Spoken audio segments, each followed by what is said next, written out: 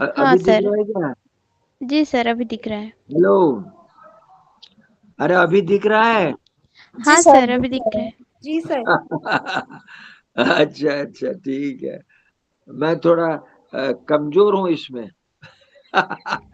पढ़ाने में ठीक है, कोई प्रॉब्लम नहीं है, लेकिन ये जो मोबाइल का कभी कभी लिंक चला जाता है, मैंने बिल्कुल परेशान हो जाता हूँ। क्लियर। चलो कोई बात नहीं।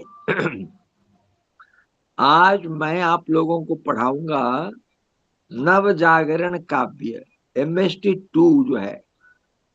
MST 2 जो है, उसका जो ब्लॉक 1 है, खंड 1। खंड 1 में है नवजागरण काव्य। इसमें 3 इकाइयां हैं। 3 यूनिट्स, 3 इकाइयां। इसको कहते हैं भारतेंदु हरिश्चंद्र का काव्य, जो पहली इकाई है। और दूसरी इकाई में हम लोग पढ़ेंगे मैथिली शरण गुप्त का जो काव्य है। पहले भारतेंदु हरिश्चंद्र को पढ़ेंगे, फिर पढ़ेंगे मैथिली जी को। और तीसरी इकाई में हम पढ़ेंगे भारतेंदु हरिश्चंद्र एवं मैथिली शरण गुप्त की जो काव्य भाषा है, जो काव्य रूप है, काव्य शिल्प है, इस पर चर्चा होगी। तो आप लोग सब जानते हैं, आधुनिक हिंदी कविता जो है, इसका प्रारंभ 19वीं शती के उत्तरार्ध से हुआ है। 19वीं शती या शताब्दी और उत्तरार्ध में भारतेंदु हरिश्चंद्र जो प्रवर्तक है, मुख्य है, पुरोधा है, इनसे ही आरंभ होता है। तो उस समय 19वीं शती में आंदोलन चल रहा है, बंगाल में, महाराष्ट्र में, पंजाब में। ये तो विभिन्न प्रकार के जो सामाजिक सांस्कृतिक आंदोलन जो चल रहे थे, उसी समय ये आधुनिक हिंदी कविता का आरंभ हुआ। तो इस इन आंदोलनों का प्रभाव हिंदी कविता पर पड़ा, हिंदी साहित्य पर पड़ा। और हिंदी प्रदेश जो है, उन प्रदेशों के अधिवासियों पर भी इन आंदोलनों का प्रभाव पड़ा। तो ये हिंदी कविता में भारतेंदु हरिश्चंद्र और द्विवेदी, जो द्विवेदी युग जो है, महावीर प्रसाद द्विवेदी, मैथिली शरण गुप्त, ये जो है, इनकी रचनाओं से नव जागरण की अभिव्यक्ति प्रस्फुटित होती है। नव जागरण यानी परिवर्तन, नूतन परिवर्तन। एकदम बिल्कुल ठोस कदम उठाकर इन कवियों ने, भारतेंदु ने, महावीर प्रसाद द्विवेदी ने, मैथिली जी ने, इन्होंने अपनी रचनाओं के माध्यम से हिंदी कविता में नवजागरण उत्पन्न किया था। ये जो है, आप याद रखेंगे, आधुनिक हिंदी कविता का प्रारंभ 19वीं सदी के उत्तरार्ध से हुआ। और प्रथम कवि जो है, वे है भारतेंदु हरिश्चंद्र जी। तो अभी हम भारतेंदु हरिश्चंद्र पर चर्चा करेंगे। आप लोग सब जानते हैं, भारतेंदु एक बहुमुखी, प्रतिभा संपन्न, मूर्धन्य हस्ताक्षर है, बहुत अच्छे व्यक्तित्व वाले भारतेंदु हरिश्चंद्र जी, प्रकांड व्यक्तित्व। और उन्होंने केवल कविता नहीं लिखी, उन्होंने निबंध लिखा, नाटक लिखा, और विशेषतः पत्रकारिता जो है, जर्नलिज्म जिसको आप लोग कहते हैं अंग्रेजी, पत्रकारिता के माध्यम से उन्होंने साहित्य को समाज के साथ जोड़ा और उनको समझाया, उनको स्पष्ट किया। उनकी रचनात्मक अभिव्यक्ति से साहित्य और समाज, ये दोनों का संबंध धीरे धीरे जागने लगा, ऊपर उठने लगा। तो लगभग भारतेंदु हरिश्चंद्र ने 70 यानी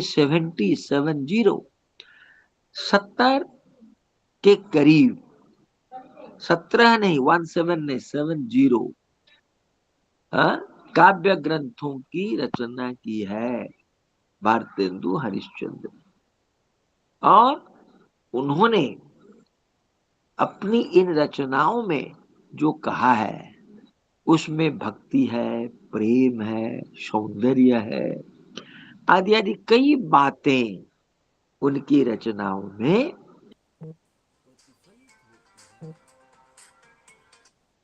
तो इस प्रकार उनकी कविताओं का प्रभाव, उनकी कविताओं का प्रभाव, हेलो, सुन पाते हैं आप?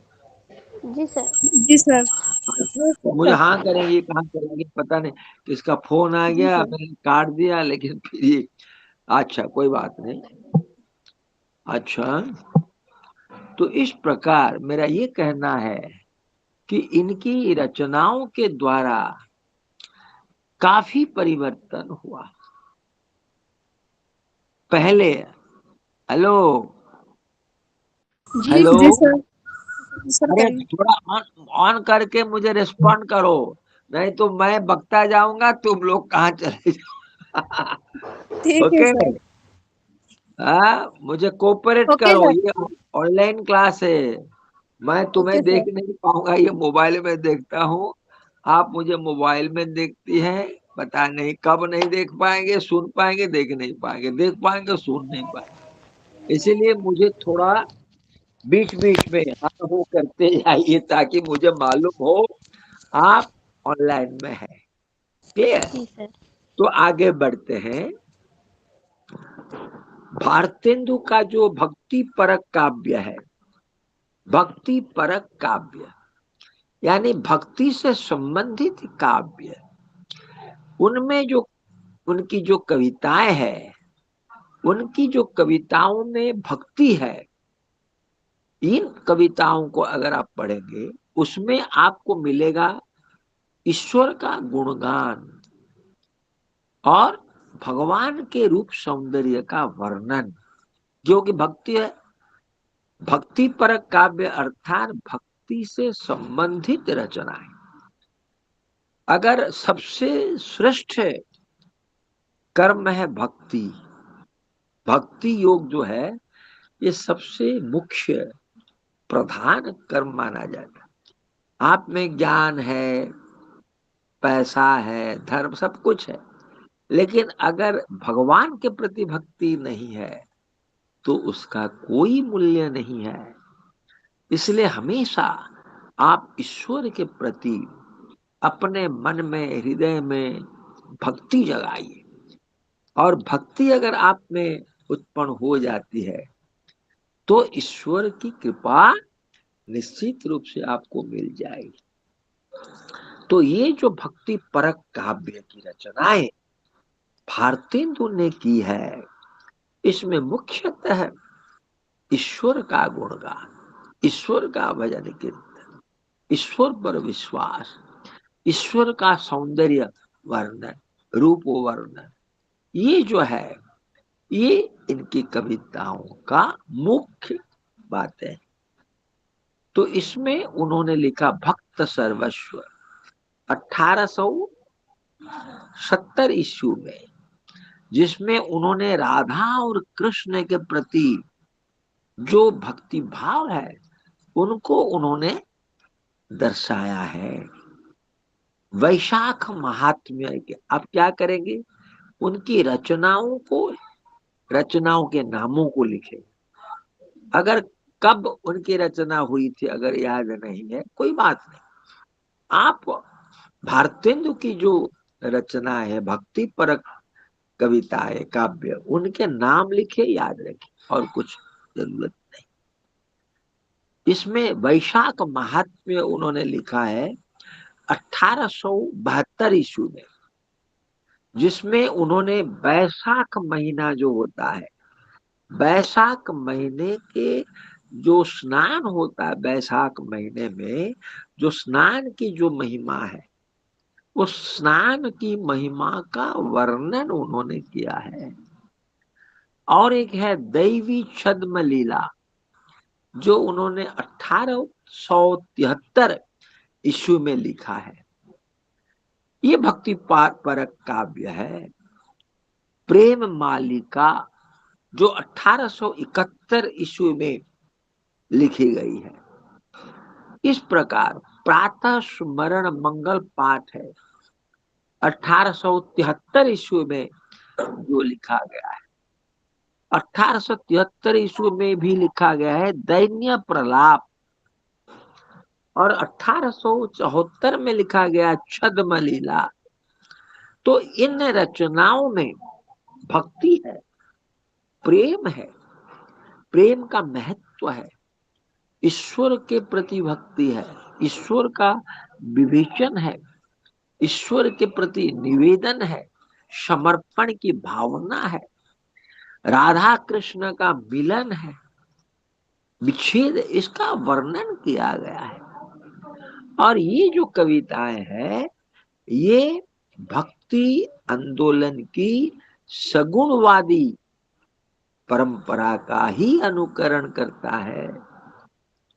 तो इन कविताओं में, इन भक्ति परक कविताओं में भारतेंदु हरिश्चंद्र पारिवारिक जो संस्कार होता है, परिवार से जो संस्कार मिलता है, और अपने मतानुसार उन्होंने स्वयं को सगुण भक्ति के पक्ष में खड़ा किया। अपने को सगुण मानकर जो पारंपरिक संस्कार व्यक्ति को परिवार से मिलता है, हम परिवार में अपने माता पिता से, घर के सदस्यों से भक्ति, ईश्वर के प्रति उपासना, पूजा, आराधना, भजन कीर्तन, उनका गुणगान, ये सब पारंपरिक है। हम परिवार से सीखते हैं, अपने माता पिता से सीखते हैं, भाई बहनों से सीखते हैं। वैसे भारतेंदु हरिश्चंद्र ने पारिवारिक संस्कारों के द्वारा उन्होंने अपने को सगुण भक्ति के पक्ष में अपने को बताया है। तो इस प्रकार 19वीं शताब्दी में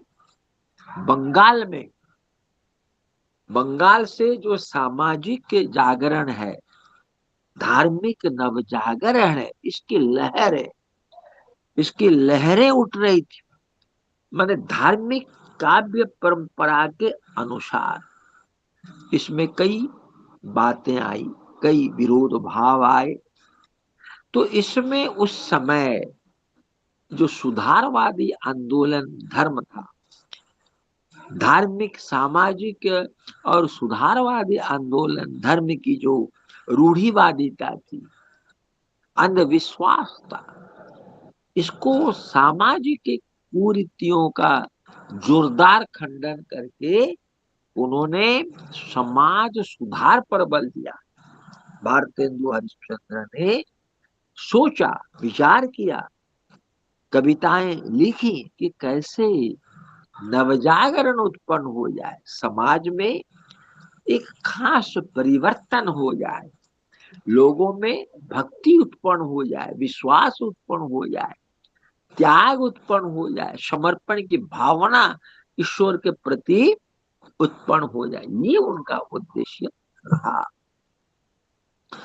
तो भारतेंदु हरिश्चंद्र विभिन्न धर्मों के बारे में उन्होंने कविताएं रचना की हैं, जो जैन, सिख, इस्लाम आदि धर्मों के महत्व को स्वीकार करती है। सभी धर्म, जैन हो, सिख हो, आदि विभिन्न धर्मों की उन्नति के लिए, धार्मिक और सामाजिक उन्नति के लिए उन्होंने प्रयास किया। अपनी एक मिनट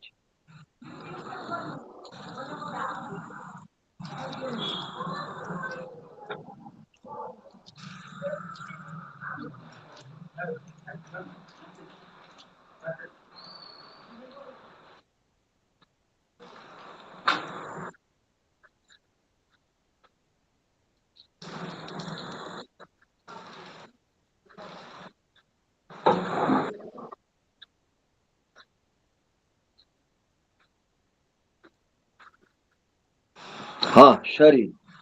अच्छा, तो ये जो है विभिन्न धर्मों पर आधारित भक्ति पर कविताएं आप सुन पाते हैं तो सब? हेलो। जी सर। हाँ, तो प्रत्येक धर्म को उन्होंने महत्व दिया भारतेंदु हरिश्चंद्र ने। चाहे जैन हो, ईसाई हो, सिख हो, समस्त धर्मों का जो महत्व है, सब अपने अपने धर्म को महत्व देते हैं। सब कहते हैं मेरा ईश्वर ये है, कौन कहता है जगन्नाथ है, कौन कहता है माँ दुर्गा है, विष्णु आदि आदि कई, ये विश्वास अवतार है, लेकिन भगवान एक है, ईश्वर एक है। तो उन्होंने प्रत्येक धर्म को महत्व देकर कविताएं लिखी और सभी धार्मिक जो व्यक्ति हैं, मतांतर है, उनको आलोचनात्मक दृष्टि से उन्होंने परखा और परखने के बाद उन्होंने कहा सभी धर्मों की मूल दृष्टि एक है, यानी ईश्वर एक है।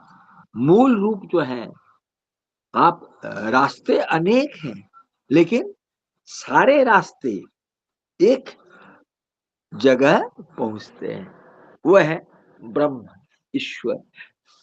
इसलिए सगुण धर्म को उन्होंने अपनाया और उन्होंने विरोध भी किया। उन्होंने अन्य धर्मों का आदर किया और जो उसमें कुरीतियां हैं उसको उन्होंने विरोध किया। उन्होंने कहा है खंडन जग में काको कीजय, खंडन जग में काको कीजय, सब मत अपने ही तो है, सब मत अपने ही तो है, इनको कहा उत्तर दीजिए। कोई अलग नहीं है, सब अपने अपने धर्म में पूर्ण है। इसीलिए प्रत्येक धर्म को महत्व देकर भारतेंदु हरिश्चंद्र ने कविताएं लिखी। तो भारतेंदु की जो धार्मिक कविताएं हैं, धार्मिक काव्य की परंपरा को उन्होंने धार्मिक समन्वयवाद के आधार पर, धर्मनिरपेक्षता के सिद्धांत के आधार पर उनकी कविताओं को या उन्होंने अपनी कविताओं को विकसित किया, ताकि सभी धर्मों में समन्वयता रहे, एक समन्वय भाव रहे। ये उनका उद्देश्य था। भक्ति परक काव्य, उसका दूसरा जो पक्ष है भारतीय, वो है श्रृंगार परक काव्य। श्रृंगार परक काव्य जो है, इसमें भारतेंदु ने प्रकृति को महत्व दिया है, प्रकृति को महत्व दिया है और प्रकृति का जो रूप है, जो सौंदर्य है और जो वास्तविक चीजें हैं प्रकृति में, प्राकृतिक सौंदर्य से बढ़कर और कोई सौंदर्य अत्यधिक महत्वपूर्ण नहीं है। आप पेड़ पौधों, नदी नाले, पहाड़ पर्वत को देखेंगे, उनका जो प्राकृतिक दृश्य है, हरियाली का, पहाड़ों का, पर्वतों का, नदियों का, सागर, इससे आप खो जाएंगे, अत्यंत मनमोहक है। तो प्रेम सौंदर्य पर, प्रकृति सौंदर्य पर भारतेंदु ने कविताएं लिखी। तो ये भक्ति के क्षेत्र में जो सूरदास है, श्रृंगार के क्षेत्र में जो बिहारी है, ये उनके प्रिय कवि है भारतेंदु। और उनकी जो रचना है होली, बारहमासा, ये जो है इन पर उन्होंने भारतेंदु ने अपनी रचनाएं लिखी। तो उनकी एक रचना है प्रेम सरोवर, जो उन्होंने 1873 ईस्वी में लिखा। दूसरी रचना है प्रेमाश्रु वर्षण, 1873 में इनकी रचना हुई। वसंत होली, प्रेम तरंग, ये उनकी रचना है जिसमें श्रृंगार पर, प्रकृति सौंदर्य पर उन्होंने बताया है। तो व्यक्तिगत जीवन में प्रेम का जो अनुभव है, ये उनकी कविताओं से प्रेरणा मिलती है। तो प्रेम सरोवर बहुत प्रभावपूर्ण काव्य ग्रंथ है भारतेंदु का। इसमें प्रेम मार्ग की कठिनाइयां जो है, प्रेम की जो परिभाषा है जीवन में, उसके सार का भारतेंदु ने वर्णन किया है। उन्होंने कहा है प्रेम सरोवर, पंक्तियां आप याद रखें। हाँ, मैं एक बात कहना चाहूँ, जो पंक्ति आपको अच्छी लगती है, सहज लगती है, किसी किताब में अगर वहां उपलब्ध है, आप पढ़ते हैं +2 में, +3 में, भारतेंदु हरिश्चंद्र की जो कविता है उनको आप इसमें कोट कर सकते हैं, लिख सकते हैं 2-4 पंक्ति कि इसमें ये भारतेंदु ने बताया। भक्ति परक है, ये भी श्रृंगार परक काव्य है। तो जो आपको उचित लगता है और आसान है, 4 लाइन 2 पंक्तियां आप याद रखें। मान लीजिए आप याद नहीं रख पाते हैं, तो पहली पंक्ति आप लिख दीजिए, उसके बाद क्रॉस कर दीजिए, फिर अंतिम पंक्ति लिख दीजिए और स्पष्ट कीजिए कि वो भक्ति परक है या श्रृंगार परक है या प्रकृति पर आधारित है, ईश्वर पर आधारित पंक्तियां हैं, उसको आप स्पष्ट करेंगे तो अंक मिलेगा। आपको उदाहरण देना है, बताना है। उन्होंने लिखा है प्रेम सरोवर की यही तीर्थ विधि परमान, प्रेम सरोवर की यही तीर्थ विधि परमान, लोक वेद को प्रथम ही देहु तिलांजलि दान, अति सूक्ष्म कोमल अति सूक्ष्म कोमल अति पत्रो अति दूर, प्रेम कठिन सबसे सदा नित्य एक रस भरपूर। रोज एक रस पूर्ण हो जाता है। और प्रेम का जो व्यापार है अत्यंत कठिन व्यापार है। इसलिए उन्होंने बताया है राधा कृष्ण की जो प्रेम लीला है, भारतेंदु ने राधा कृष्ण की प्रेम लीलाओं का वर्णन किया है, विरह मिलन का उन्होंने वर्णन किया है। हा? तो ऐसा लगता है भारतेंदु हरिश्चंद्र परंपरा से, हा? ये परंपरा से कन्नी काट कर आगे बढ़ना नहीं चाहते, बल्कि उसे अपनाना उनका उद्देश्य है। परंपरा को छोड़ना नहीं चाहते और उसी को लेकर वे आधुनिकता में प्रवेश करते।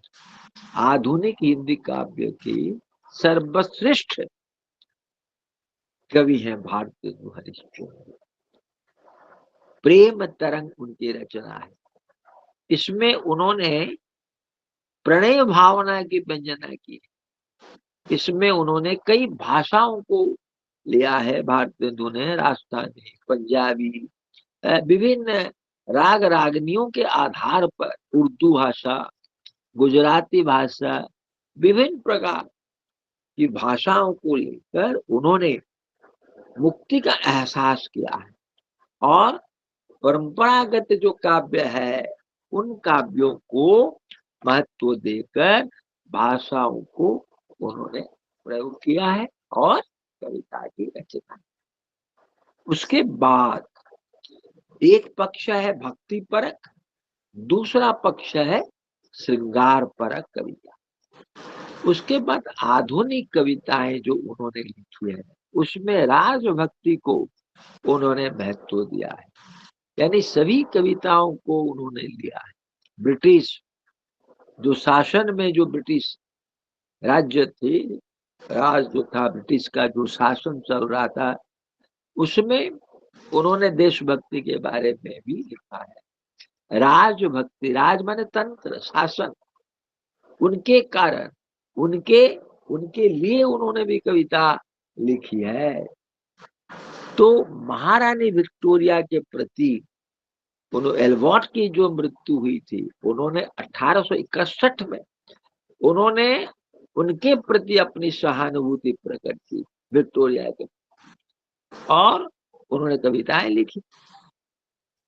इस प्रकार 1870 में अशोक ऑफ एडिनबरा के बनारस आने पर उन्होंने 71 में भी रचना की। तो कई रचनाएं उन्होंने शासन, ब्रिटिश शासन के लिए भी उन्होंने रचनाएं की थी। तो भारतेंदु की कविताएं जो है, इन कविताओं के आधार पर ब्रिटिश शासन, ब्रिटिश राज, उनके प्रति भी उन्होंने वफादार रहने के लिए उन्होंने रचनाएं की है। तो इस प्रकार उनका प्रभाव भी भारतेंदु हरिश्चंद्र पर पड़ा था, और भारतेंदु का भी उन पर, उनकी रचनाओं का भी प्रभाव पड़ा। तो भारतेंदु जो है, इन्होंने विक्टोरिया, महारानी विक्टोरिया के प्रति और ब्रिटिश लॉर्ड जो है उनके प्रति उन्होंने भी सहानुभूति जताई थी अपनी रचनाओं के माध्यम से। तो इस प्रकार वे भी भारतेंदु को सम्मान करते थे। ब्रिटिशर्स जो थे, अंग्रेज शासनकर्ता, वे भी भारतेंदु को सम्मान करते थे उनकी रचनाओं के से प्रभावित होकर। तो इस प्रकार भारतेंदु महारानी विक्टोरिया के प्रति इतना सम्मान प्रदर्शन करते हैं, और इसके बदले वे भारत का हित चाहते थे, भारत का कल्याण चाहते थे, ये उनका उद्देश्य था। अच्छा, भारतेंदु ने लॉर्ड लॉरेंस 1864 से 1869, ठीक है, और लॉर्ड मेयो, लॉर्ड रिपन, इनके प्रति भी उन्होंने लेख लिखे, कविताएं उन्होंने लिखी और उनको प्रभावित किया। और किसानों के हित के लिए, किसानों के कल्याण के लिए उन्होंने रचनाएं की। कई रचनाएं उन्होंने किसानों पर भी, किसानों के लिए भी। तो ये ध्यान देना है आप लोगों को, भारतेंदु हरिश्चंद्र अंध राजभक्त नहीं थे। आंखें मूंद कर ब्रिटिश राज को प्रशंसा नहीं करते थे, उनकी तारीफ नहीं करते, चापलूसी नहीं करते। उनकी रचनाएं ऐसी थी जिनका उद्देश्य था भारत का कल्याण, भारत का हित साधन, और उनकी खातिर जो अंग्रेज शासक थे उनके लिए वे कविताएं लिखकर उनको प्रभावित करते, ये उनका उद्देश्य था। भारतेंदु ने उनका जो कुशासन था, कुशासन की भिन्न भिन्न दृष्टियों पर उन्होंने कटु आलोचना की है, केवल आंखें मूंद कर प्रशंसा उन्होंने नहीं की।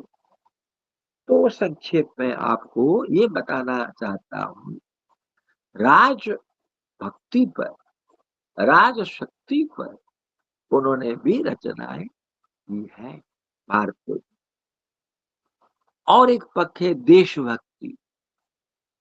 1858 से 1881 तक, यानी लॉर्ड रिपन के शासन के समय जब शुरू हुआ, तब भारतेंदु हरिश्चंद्र, उनकी राजनीति समझ इस प्रकार थी कि वे जनता के दुख, जनता का जो दुख है, जनता की जो पीड़ा है, उसको, उसके प्रति उन्होंने कविता लिखी कि ये जनता इस प्रकार का संकट, इस प्रकार का दुख जो है, इस प्रकार की पीड़ा से हमारे देश के लोग पीड़ित होते हैं। तो इस समय एक इन्होंने लिखा है, डॉक्टर शिव कुमार मिश्र ने लिखा है। उन्होंने क्या लिखा है? अच्छा, एक बात मैं कहना चाहूंगा आप लोगों से। जहां आप देखते हैं उद्धरण चिन्हों के भीतर कथन है, किसी का स्टेटमेंट, किसी का कथन है, उसको आप याद रखें और लिखने के समय परीक्षा में उसको कोट करें और रेखांकित कर दें, क्योंकि ये महत्वपूर्ण है। जो जो बातें कही गई है, किसने कहा है, ये किसका कथन है। जैसे मैंने कहा, शिव कुमार मिश्र ने कहा है। क्या कहा है? ये सब इन्वर्टेड कमा में लिखेगा, उद्धरण चिन्हों के भीतर। जहां तक भारतेंदु की राष्ट्रभक्ति का सवाल है, वो भी काफी अरसे तक, अरसा माने समय, वर्ष, अरसे तक देश जो है, ऐसी राष्ट्रभक्ति है जिसमें देश देश के प्रति पीड़ा, देशवासियों की जो दुर्गति है, देशवासियों की जो वेदना है, यंत्रणा है, दुख है? तो उस पर क्यों प्रकट किया है भारतेंदु? देश के रूढ़ी जर्जर स्वरूप पर उन्होंने दुख प्रकट किया है, खेद दिखाया है, आक्रोश के प्रति अपनी परंपरा पर उन्होंने गर्व किया है, जो मैं बोल चुका हूं। तो इसमें क्या है? राष्ट्रीय भावना, राष्ट्रीय अस्मिता के प्रति एक आंतरिकता, एक अनुराग, जो भारतेंदु हरिश्चंद्र के मन में था। वे राष्ट्रभक्ति, देशभक्ति के प्रति सजग थे। इसलिए उनकी कविताओं में देशभक्ति परक कविताएं पाई जाती है, राष्ट्रभक्ति परक कविताएं पाई जाती है। राष्ट्रीय चेतना की प्रकांड व्यक्तित्व, प्रकांड मूर्धन्य हस्ताक्षर कवि है हमारे भारतेंदु हरिश्चंद्र। तो ये जो है, एक कविता है, राष्ट्रीय चेतना पर आप चर्चा करें तो विजयनी विजय वैजयंती, जो कविता, विजयनी विजय वैजयंती, इस कविता को हम अगर लेंगे तो ये आपको मालूम हो जाएगा, इसमें औपनिवेशिक अंग्रेजी राज की जो चालबाजी है, जो झूठा आश्वासन है, ये प्रताड़ना है, इसको उन्होंने दर्शाया है, उसके प्रति उन्होंने कुठाराघात किया है, नंगा प्रदर्शन उन्होंने किया है। मिश्र विजय का अभिनंदन कहते कहते, करते करते उन्होंने भारत का जो ऐतिहासिक गौरव है, भारत की जो ऐतिहासिक परंपरा है, उनको उन्होंने महत्व दिया, भारतेंदु हरिश्चंद्र ने। तो ये जो देश की जो दुर्दशा है, देश का जो दुख है, उसको उन्होंने वर्णन किया है। उन्होंने कहा है, हाय सोय भारत भूमि भई सब भांति दुखारी, रहयो न एकहु वीर सहस्र न कोश मझारी, होत सिंह को नाद जौन भारत बन माही, ताह अब शशक शियार श्यान स्वर, श्यान कर आदि लखाही, जहाँ ऋषि उज्जैन अवध कनौज रहे वर, तहा अब रोमत शिवा चौ दिशि लखियत खंडहर। ये जो भारतेंदु समग्र 254 पृष्ठ में जो रचना है, तो इस प्रकार सिपाही विद्रोह जो 1857 में हुआ, भारतेंदु ने उसको गलत तो नहीं माना। इसमें शंभुनाथ ने टिप्पणी दी है, टिप्पणी की है शंभुनाथ ने। उन्होंने कहा है कि भारतेंदु हरिश्चंद्र ने अपने समय के औपनिवेशिक आतंकवाद को पूरी तरह से उन्होंने जी कर लिखा है। सिपाही द्रोह को उन्होंने गलत नहीं कहा, बल्कि बताया कि कितना कठिन काम था। तो इसके प्रतिशोध में अंग्रेजी सेना ने देश के जनबल का निर्ममता से नाश किया है। तो भारतवासी जो है भयभीत हो गए, कहाँ जाए, कैसे रहें, ये जो है उन्होंने लिखा है। तो देश की जो दुर्दशा, तत्कालीन दुर्दशा थी, भारतेंदु हरिश्चंद्र ने अपनी भक्ति पर कविता में, देशभक्ति पर कविताओं में उन्होंने इसका यथार्थ चित्रण किया है और जो कारण है उसका खुलासा किया है। तो ये भारतेंदु हरिश्चंद्र है जिन्होंने अपनी परंपरा को, भारत इतिहास को गौरवशाली माना और उसी गौरव को अनुकरण करने के लिए, अनुसरण करने के लिए भारतीय परंपरा को, गौरव को उन्होंने भारतवासियों को प्रोत्साहित किया। तो इनका उद्देश्य था समाज सुधार और नवजागरण।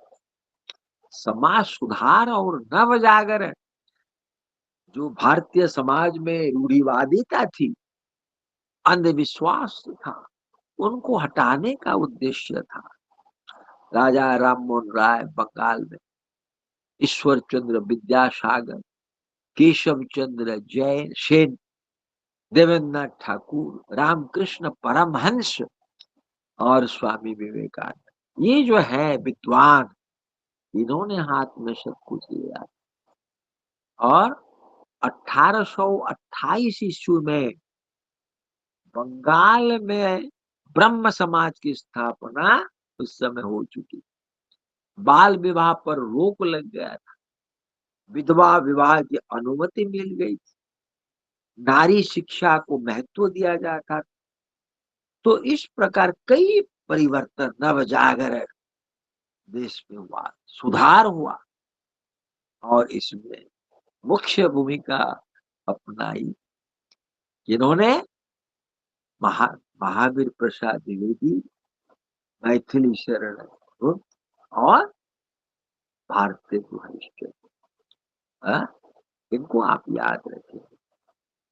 जो हरि सोई राधिका, जो शिव सोई शक्ति, जो नारी सोई पुरुष, यहाँ में कछु न मिले। भारतेंदु हरिश्चंद्र ने कहा है कि संपर्क जो है, उन्होंने विधवा विवाह के पक्ष में कहा है। उन्होंने स्वयं विधवा विवाह के संपर्क में समर्थक थे। कौन? भारतेंदु हरिश्चंद्र। तो कई बातें, कई प्रकार के परिवर्तन होने लगे इनकी रचनाओं के प्रभाव से।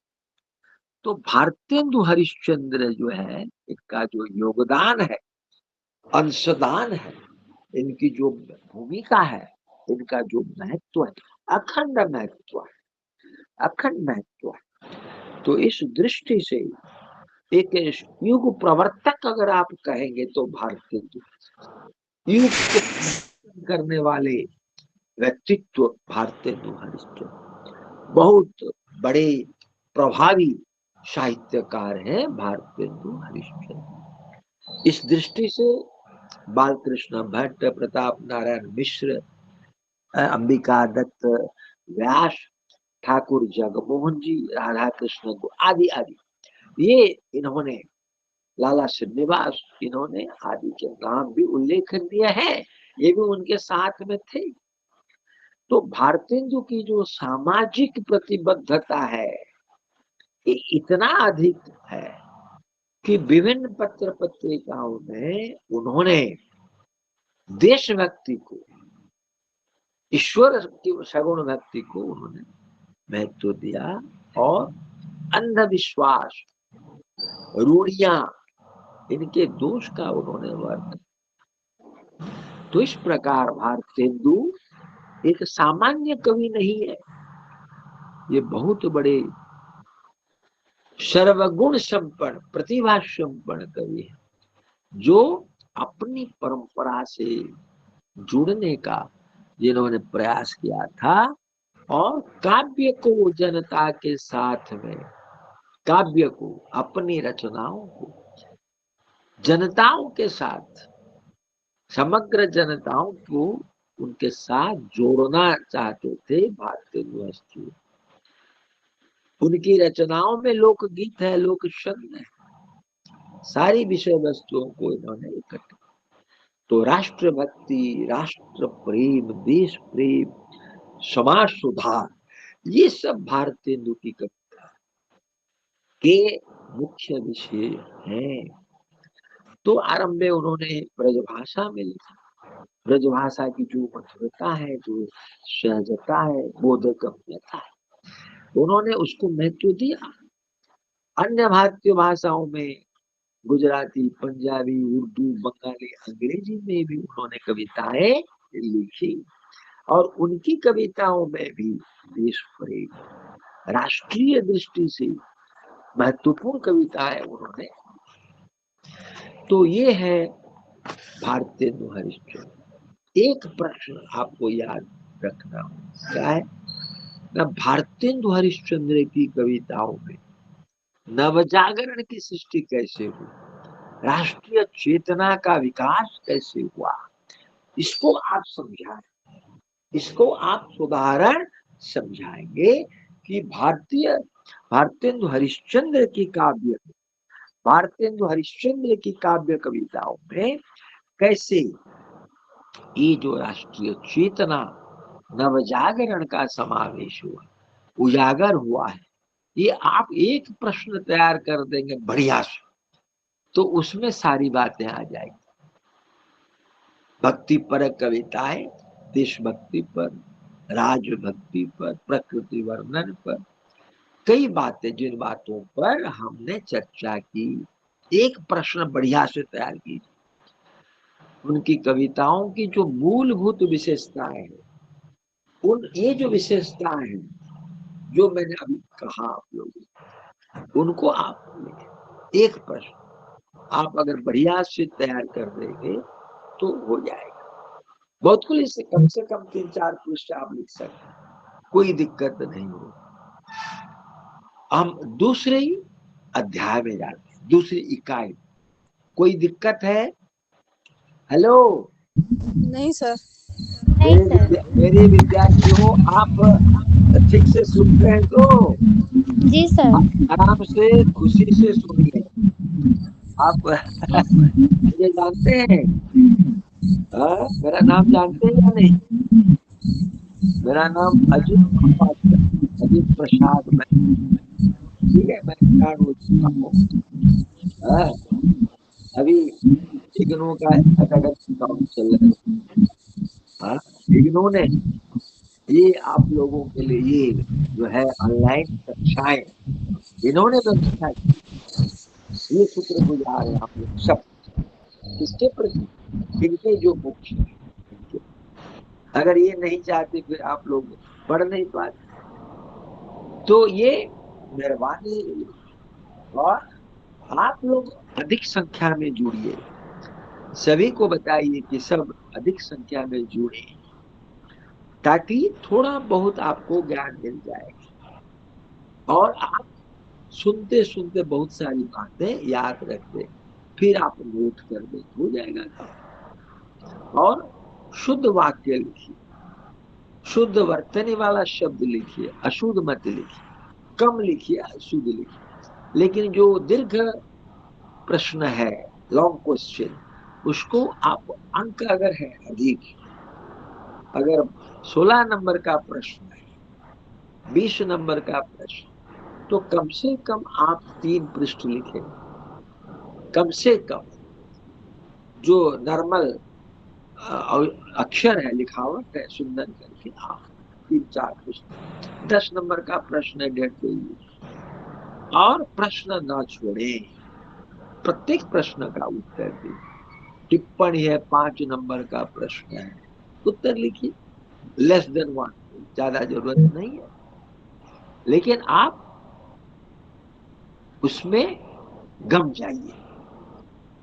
अगर माने पढ़ने का रस आपको मिल जाए, शिक्षा का, तो आप आगे बढ़ जाए, उसमें आग्रह रखिए पढ़ने के। तो चलिए, मैथिली शरण गुप्त, इसमें भी नवजागरण की भावना, राष्ट्रीय जागरण, तो राष्ट्रीय जागरण पर भी उन्होंने कविताएं लिखी है। कौन? इकाई 2 हम शुरू करते हैं, 3 इकाइयों पर चर्चा करेंगे। मुख्य है 2 इकाई, पहली और दूसरी। मैथिली शरण गुप्त का जो काव्य है, इस पर हम चर्चा करने जा रहे हैं।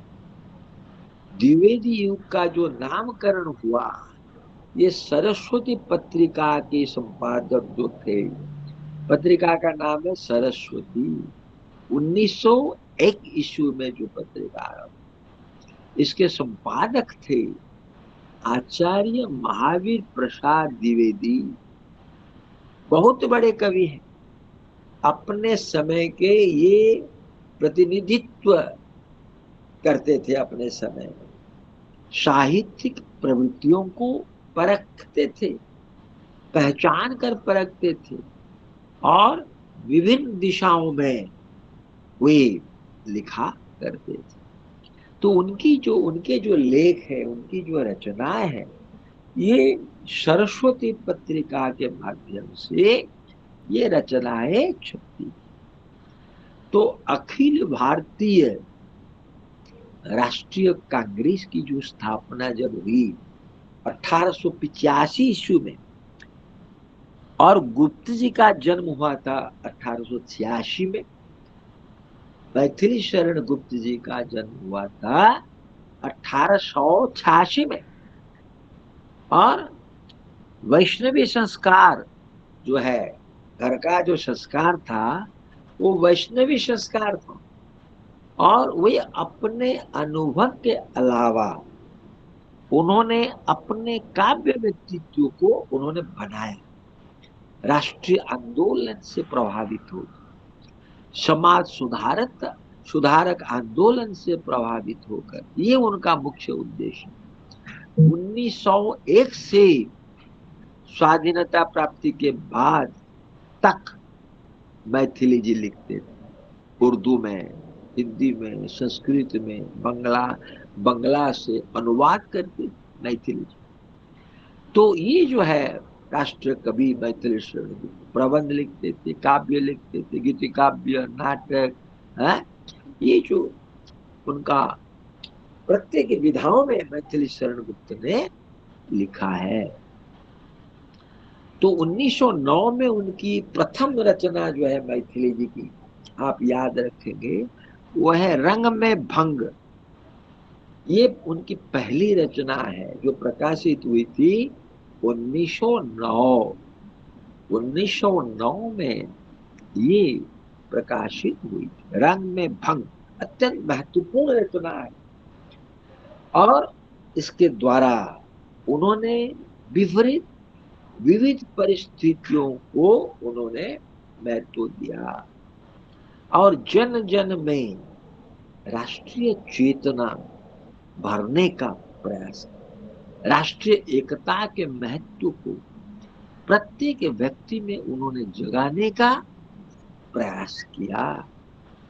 समाज में बुराइयां हैं, अच्छाइयां भी हैं, हम में अच्छाइयां हैं, बुराइयां हैं, लेकिन हम अच्छाइयों को अपनाएं, बुराइयों को छोड़े।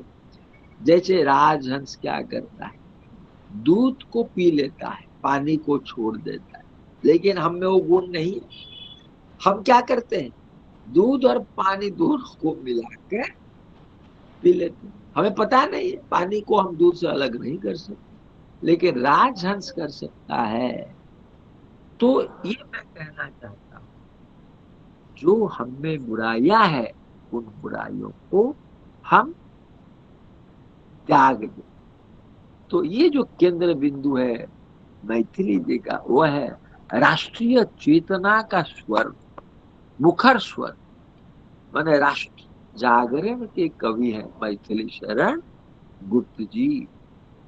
तो द्विवेदी जो है, महावीर प्रसाद द्विवेदी जी का, इनके साथ गुरु शिष्य का संपर्क था।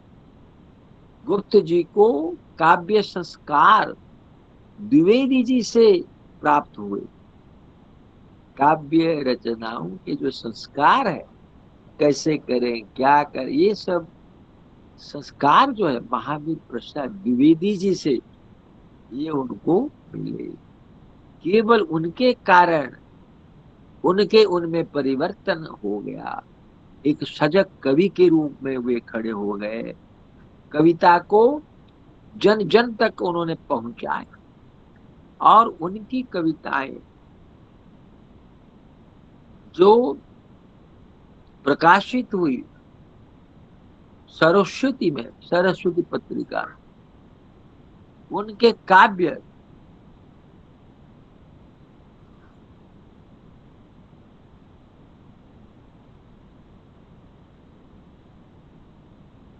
उनके काव्य उनके जो काव्य हैं, सरकारों को पुख्ता करने में सहायक की भूमिका निभाता है। तो उन्होंने ब्रज भाषा में पहले लिखते थे वे लेकिन फिर ब्रज भाषा को छोड़कर खड़ी बोली में लिखने लगे। तो ताकि जनता, आम जनता खड़ी बोली को समझ सके, जान सके। तो ये जो है, कई कविताएं उन्होंने, गुप्त जी ने लिखी। जयद्रथ बद्ध भारत भारती जो है, उनको लिखने की प्रेरणा मिली महाभारत से। और जो मैंने बताया, जो उनकी जो प्रथम रचना है रंग में भंग, 1909 में जो प्रकाशित हुई थी, इसमें राष्ट्रीय भावना, राष्ट्रीय एकता की भावना की अभिव्यक्ति हुई है। और राष्ट्रीय चेतना की जो परंपरा, ये मैथिली शरण गुप्त को, भारतेंदु हरिश्चंद्र से ये प्रेरणा उनको मिली, भारतेंदु से। तो ये भारतेंदु युग की राष्ट्रीय चेतना है, गुप्त जी की जो राष्ट्रीय चेतना है। इन दोनों की चेतना में हल्का सा अंतर है। भारतेंदु युग की राष्ट्रीय चेतना और मैथिली शरण गुप्त की जो राष्ट्रीय चेतना में अंतर है, परिस्थितियों में अंतर है। गुप्त जी के समय में अंग्रेजी का चरित्र पूरी तरह खुलकर सामने आ गया, लेकिन भारतेंदु के समय में अंग्रेजों का चरित्र कम आता। तो राजनीति पर कांग्रेस की स्थापना हो चुकी थी। राजभक्ति का भारतेंदु युग वाला द्वंद्व नहीं था। इसलिए मैथिली शरण गुप्त ने क्या किया, अपनी कविताओं में राष्ट्रीय जागरण, नव जागरण का जो स्वर है, उस स्वर को उन्होंने मुखर कर दिया, विकसित कर दिया। ज्यादा उग्र और आक्रामक रूप से उनकी कविताएं दिखने लगी। तो इस प्रकार ये अंतर है इन दोनों, क्योंकि उस समय ये हमारे भारतीय आरंभ थे, प्रारंभ करता थे। इसलिए मैथिली शरण गुप्त की रचनाओं, अंग्रेजों का जो चरित्र है, कूट चरित्र, ये सामने आया। तो इस प्रकार राष्ट्र के प्रति उनकी जो संवेदना है, ये बहुत मुखर है। और भारत भारती जो उनकी रचना है, इसमें उन्होंने भारत के अतीत का वर्णन कर देशवासियों को अपने स्वर्णिम इतिहास, स्वर्णिम परंपरा, गौरव, पहचान का परिचय उन्होंने दिया, ताकि वे जाने कि भारत की परंपरा कैसी थी, भारत का गर्व, गौरव, इतिहास कैसे था, ये जानना चाहिए। तो भारत भारती और मुसद्दस दोनों अपने वर्णित विषय में और उद्देश्य में समान है। तो ये जो है हमारी जो गुप्त जी है, मैथिली शरण गुप्त जी, ये सच्चे अर्थ में राष्ट्र कवि माने जाते। 20वीं सदी का जब आरंभ हुआ, इसके 20वीं सदी के आरंभ में, तो ये जो मुसद्दस की जो कमी है पूर्ति करके भारत भारती की रचना हुई। और इसमें गुप्त जी ने लिखा है कि भारत की पूर्व और वर्तमान दशा में बहुत अंतर है। अतीत और वर्तमान की जो स्थिति है, जो हालत है, इसमें काफी अंतर है। और एक समय था जब ये देश, भारत, विद्या, कला, कौशल, सभ्यता में संसार का शिरोमणि था। ज्ञान, कला, कौशल, कारीगरी में ये शिरोमणि था। और एक समय आया जब इन्हीं बातों का इसमें अभाव रहा, शोचनीय अभाव, भयंकर अभाव रहा। न ज्ञान, न कला, न साहित्य, इसका प्रभाव कम हो गया। तो मैथिली शरण गुप्त ने, भारत भारती ने अपने वैष्णवी संस्कारों को प्रगतिशील भावना के द्वारा, सामाजिक आदर्शों के द्वारा उन्होंने उजागर किया है। तो इस प्रकार उन्होंने लिखा है भारत भारती में, शूद्रों उठो, तुम भी भारत भूमि डूबी जा रही है, योगियों का भी अगम जो व्रत तुम्हारा है वही, जो मातृ सेवक हो वही, शुद्ध श्रेष्ठ जाता है बिना। कोई बड़ा बनता नहीं लघु और नम्र हुए बिना, कोई बड़ा बनता नहीं नम्र और लघु हुए बिना। आप देखेंगे पेड़, पेड़ पर अगर फल आ जाते हैं तो पेड़ झुक जाता है। जो असल में ज्ञानी गुणी है वे सर झुकाकर चलते हैं, उनमें विनय भाव रहता है, नम्रता भाव रहता है, उनमें अहंकार नहीं रहता कि मैं बहुत कुछ जानता हूं।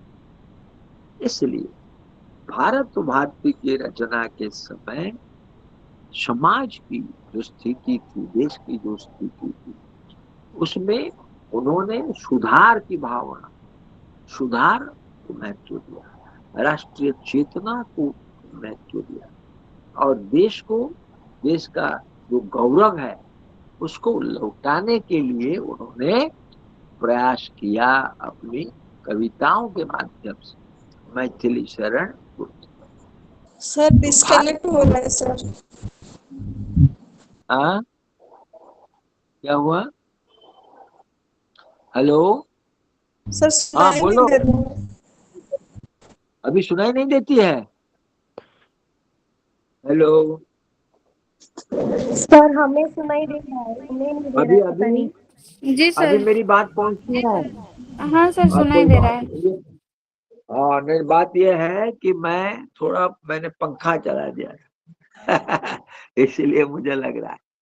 तो नवजागरण के दौर में ये जो प्रेरणा मिली वर्तमान के परिप्रेक्ष्य में, अतीत से जो प्रेरणा मिली, परंपरा से जो प्रेरणा मिली गुप्त जी को, उन्होंने उसे महत्व देकर कविताएं लिखी। तत्कालीन परिस्थिति जो है, राष्ट्रीय आंदोलन की जो आवश्यकता थी, गुप्त जी उसे महत्व दिया।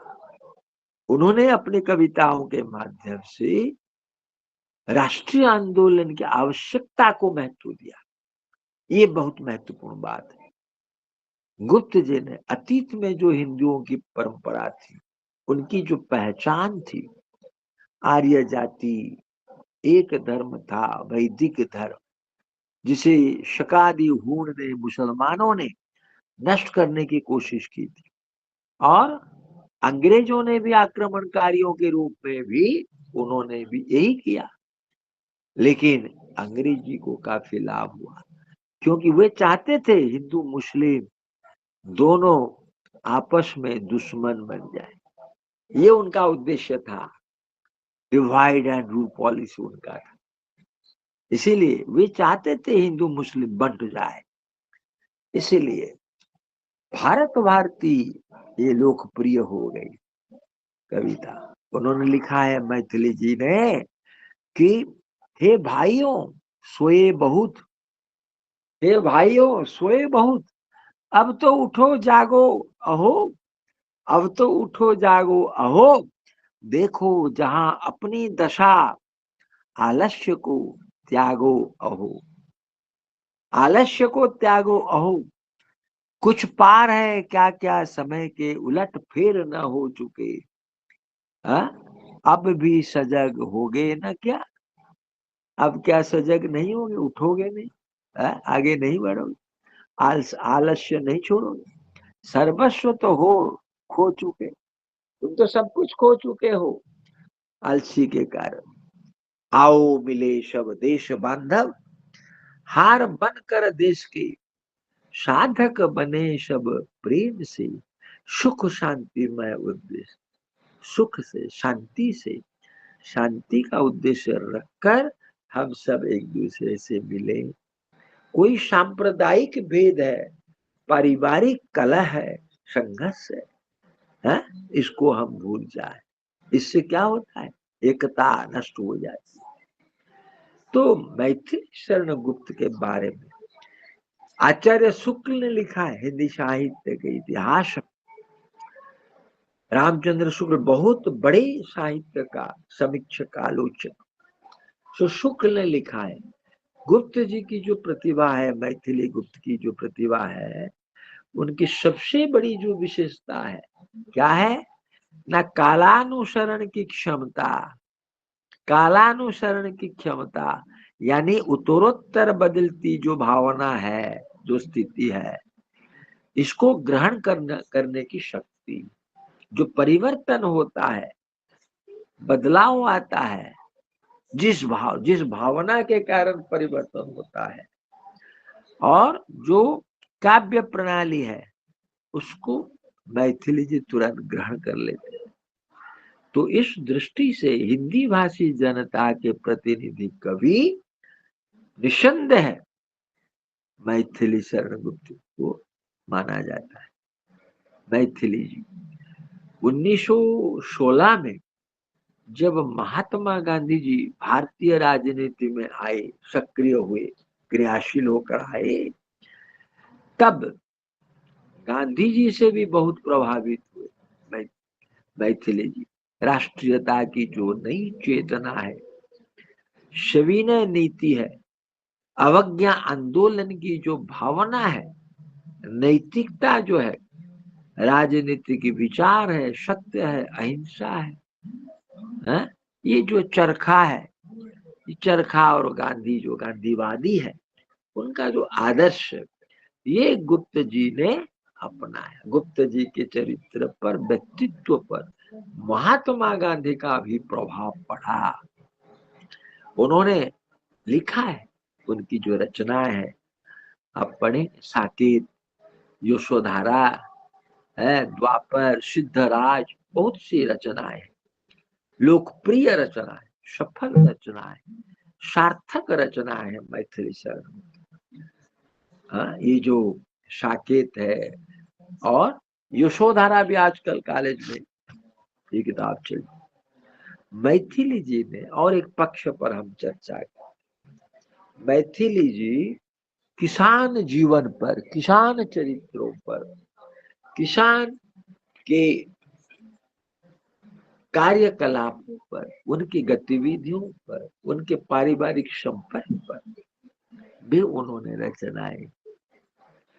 तो ये जो है किसान 1915 ईस्वी में उन्होंने ये खंड काव्य के द्वारा उन्होंने राष्ट्रीय आंदोलन में किसान और किसान के जीवन को उन्होंने प्रश्न बनाया, उन्होंने आधार बनाया किसान को। और उन्होंने बताया जमींदारी प्रथा के चलते चलते किसानों का जो जीवन है, उनका जीवन भयंकर हो जाता है, विषम हो जाता है, बदतर हो जाता है। आपने पढ़ा होगा जो जमींदार, सौदागर, महाजन, ये लोग जो किसान पर अत्याचार करते थे और विभिन्न प्रकारों से उनकी जमीन छीन लेते थे, पैसा उधार देकर, अंगूठा लेकर, और उनके सुत ले जाते थे, पैसा कर देते थे और जमीन छीन लेते। काफी बात है। तो इस प्रकार बदतर स्थिति है 19वीं सदी में। जो देश में किसानों की जो स्थिति है भयंकर है। तो जमींदारी प्रथा के चलते किसानों का जो जीवन है ये अधिक बिगड़ गया था और वे खेत मजदूरी करके रोजी रोटी भी नहीं पाते थे, रोटी खा नहीं पाते थे, रोजी रोटी कमा नहीं पाते थे। इसलिए रोजी रोटी की तलाश में उन्हें घर छोड़कर बाहर निकलना पड़ता था, दूर दूर बर्मा, विभिन्न जगहों पर वो चले जाते, थोड़ा बहुत पैसा कमाने के लिए, अपने लिए, अपने परिवार।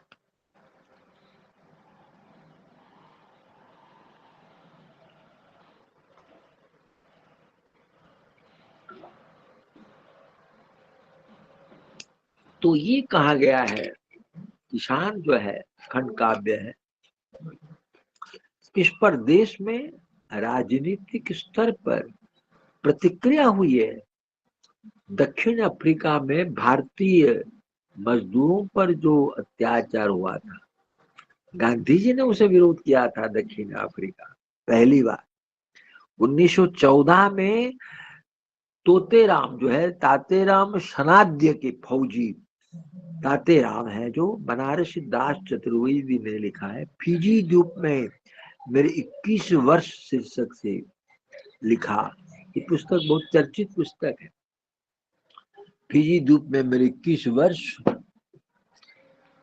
ये जो है शीर्षक वाली पुस्तक है। इसमें भारतीय किसान किस प्रकार मजदूरों को विदेश भेजना बंद कर दिया गया और मजदूरों को वापस बुला दिया गया। किसान जो खंड काव्य है इसमें उन्होंने लिखा है। तो गुप्त जी को द्विवेदी से प्रेरणा मिली और उन्होंने अपनी रचनाएं लिखी, उन्होंने निबंध लिखा, बहुत सारी विधाओं में उन्होंने लिखा है, कलम चलाई। आचार्य महावीर प्रसाद द्विवेदी जी ने संपत्ति शास्त्र नामक एक महत्वपूर्ण पुस्तक लिखी। संपत्ति शास्त्र ये महावीर प्रसाद द्विवेदी की रचना है। इसमें इस पुस्तक में उन्होंने किसानी जीवन का जिक्र किया है। उन्होंने लिखा है कि खेतीहरों का व्यवसाय या पेशा खेती करना है और खेती खेतों में होती है, खेती खेतों में होती है। प्रांतों में जितनी जमीन खेती करने लायक है, कुछ को छोड़कर शेष सभी के मालिक जमींदार हैं, तालुकदार हैं, राजा है, महाजन है, मनी लेंडर्स, ये सब उनके मालिक हैं। थोड़ा बहुत कम जमीन के बाद सारी जमीनें उनकी हो जाती। तो सरस्वती जो है पत्रिका, उसमें किसान जीवन पर कई लेखकों ने लिखा है, निबंध लिखा है। तो महावीर ये मैथिली शरण गुप्त की नजरों में किसानी जीवन जो है ये अछूता नहीं है। देखो उनकी पंक्तियां में भारत भारती में उन्होंने जो लिखा है, अब पूर्व की सी अन्न की होती नहीं उत्पत्ति है। अब पूर्व की सी अन्न, राइस, चावल, अन्न की होती नहीं उत्पत्ति है, पर क्या इसी से अब हमारी घट रही संपत्ति है? क्या इसी से अब हमारी घट रही संपत्ति है? यदि अन्य देशों को यहाँ से आना जाना बंद हो, यदि अन्य देशों को यहाँ से आना जाना बंद हो, तो देश फिर से संपन्न हो, क्रंदन रुके आनंद हो। दुख नहीं रहेगा, लाघव हो जाएगा, मिट जाएगा, खुशी की लहरें चारों ओर दौड़ेगी, ये कहा गया है। तो भारतीय किसान जो है, विपरीत परिस्थितियों में किसान जीवन से संघर्ष करता है, रोजी रोटी के लिए लड़ता है, बहुत श्रम करता है, लेकिन आप देखेंगे किसान जितने परिश्रम करते हैं उनको इस हिसाब से फायदा नहीं होता है। उनको न अच्छा खाना मिलता है, न वे अच्छा पहनते हैं, आदि आदि कई बातें, वे अभाव में अपना जीवन यापन बिताते हैं। तो ये किसानी जीवन है, इस पर उन्होंने कविताएं लिखी है मैथिली जी, मैथिली शरण गुप्त ने। अच्छा, बाल्य और विवाह में किसान के जो कौशल्य जीवन का भी चित्रण है, कौशल्य किशोर जीवन का भी उन्होंने चित्रण किया है। और एक उनकी रचना है सर्वस्वांत, इसमें भी मैथिली जी ने किसान के हृदय को, हृदय की चित्कार उसमें सुनाई पड़ती है। तो ये आप जानिए कि राष्ट्रीय आंदोलन में नव जागरण के जो प्रश्न उठते हैं, इसमें प्रश्न है देशभक्ति का, प्रेम का, सभी भाषा भाषी संप्रदाय गोष्ठी संस्कृति एकता का प्रश्न है, नारी शिक्षा का प्रश्न है, पुरुष के साथ स्त्री की समानता का प्रश्न है। और इन्हीं प्रश्नों के उत्तर मैथिली शरण गुप्त ने अपनी रचनाओं में दिया है। ये जो सुधारात्मक उद्देश्य, जैसे भारतेंदु का, वैसे मैथिली जी का भी। तो राष्ट्रीय महत्व को राष्ट्रीय एकता को महत्व देकर मैथिली जी ये रचना, नारी भावना, नारी के प्रति मैथिली जी का दृष्टिकोण, राष्ट्रीय जागरण के साथ उन्होंने नारी को महत्व दिया है, नारी के दर्शन को उन्होंने महत्व दिया है, उनकी सामाजिक स्थिति को उन्होंने महत्व दिया है। उन्होंने विरोध किया है जिन लोगों ने, राजा राम मोहन राय, विवेकानंद, दयानंद सरस्वती, ये जो समाज सुधारक, उन्होंने स्त्री के प्रति जो सामाजिक भावना होती है इसका विरोध किया है उन्होंने। तो ये जो नारी की स्थिति है मध्यकाल में, रीति युग में, नारी की स्थिति भोग्या मात्र ही थी, भोग्या मात्र ही थी, वो भोग करने वाली वस्तु है, जिसका विरोध किया गया। राष्ट्रीय नवजागरण जागरण के दौरान भारतेंदु हरिश्चंद्र, मैथिली शरण गुप्त, महावीर प्रसाद द्विवेदी ने उसका सख्त विरोध किया। उनकी जो रचना है मैथिली जी की, साकेत, सुधारा और जैनी, हिडिंबा, ये जो उनके जो काव्य ग्रंथ है, काव्य ग्रंथों में उन्होंने नारी भावना को, नारी दृष्टिकोण को उन्होंने विस्तार से बताया है, व्याख्या की हो। तो नारी जीवन के प्रति अपार सहानुभूति रखने वाले कवि मैथिली शरण गुप्त जी हैं। लगभग नारी पात्र जो जिनके पति किसी कार्य के उद्देश्य से उन्हें छोड़कर चले जाते हैं, इसीलिए ये सब उपेक्षिता हैं नारियां। तो नारी चित्रण के द्वारा उन्होंने बताया है कि समाज में नारी की स्थिति बदलना आवश्यक है। नारी को पुरुष जैसे सोचता है वैसे सोचना पाप है, अनुचित नहीं, पाप है। क्योंकि नारी पुरुष की सहभागिनी है, सहधर्मिणी है। इसीलिए नारी को लेकर राष्ट्र चलता है। नारी को उपेक्षिता न मान, न कहे। हम लोग जो सोचते हैं नारी पांव की जूती के बराबर। नारी लक्ष्मी होती है, शक्ति होती है, श्रद्धारूपिणी होती है। हालांकि नारी का अन्य नाम मीर्षा है, हालांकि अन्य नाम मीर्षा है, लेकिन नारी की जो विशेषताएं है आप साकेत में पढ़ेंगे। उर्मिला का जो चरित्र है, उर्मिला का जो चरित्र है उसको आप पढ़ेंगे। साकेत की गुप्त जी ने यथासंभव राष्ट्रीय आंदोलन के परिप्रेक्ष्य में मैथिली जी ने प्रस्तुत किया है। साकेत का केंद्र बिंदु है उर्मिला, जो मूल राम कथाओं में एक उपेक्षित पात्र की तरह चित्रित हुई। उर्मिला को छोड़कर लक्ष्मण जी राम जी के साथ चले गए, सीता जी भाभी माँ के साथ चले गए। नव विवाहिता पत्नी उर्मिला, उर्मिला विषय तो उदासीनता है। ये इसको प्रबंध को पढ़ेंगे आप। है? ये जो है इसमें आपको देखना है कि कैसे उर्मिला किस प्रकार अपने नव विवाहिता होकर आई है प्रासाद में, और उसके पतिदेव छोड़कर चले जाते राम जी के साथ तो वनवास में। वो भी 14 दिन के लिए नहीं, 14 साल के लिए वनवास में चले जाते।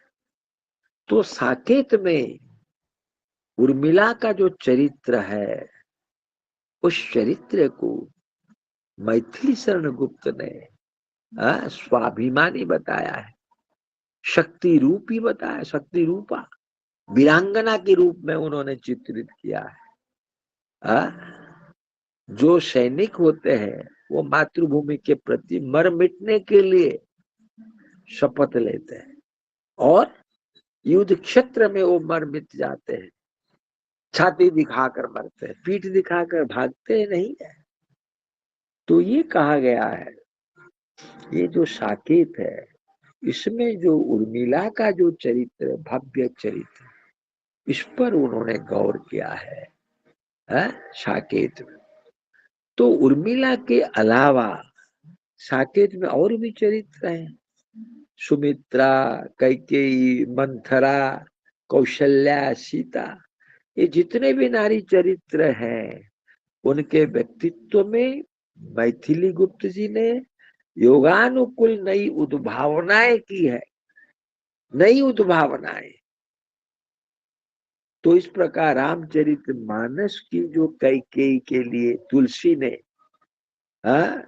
लिखा है, गई गिरा मति फेरी, ये जो वाक्य का प्रयोग किया है गुप्त ने कैकेयी के विरोध को मनोवैज्ञानिक कारण कहा है। कैकेयी के साथ उसका जो पुत्र है उसके पुत्र पर भी संदेह किया गया है, इसलिए ये प्रतिशोध करती है। मानस की मंथरा का कहना था, रामचरित मानस में मंथरा ने जो कहा, ओके,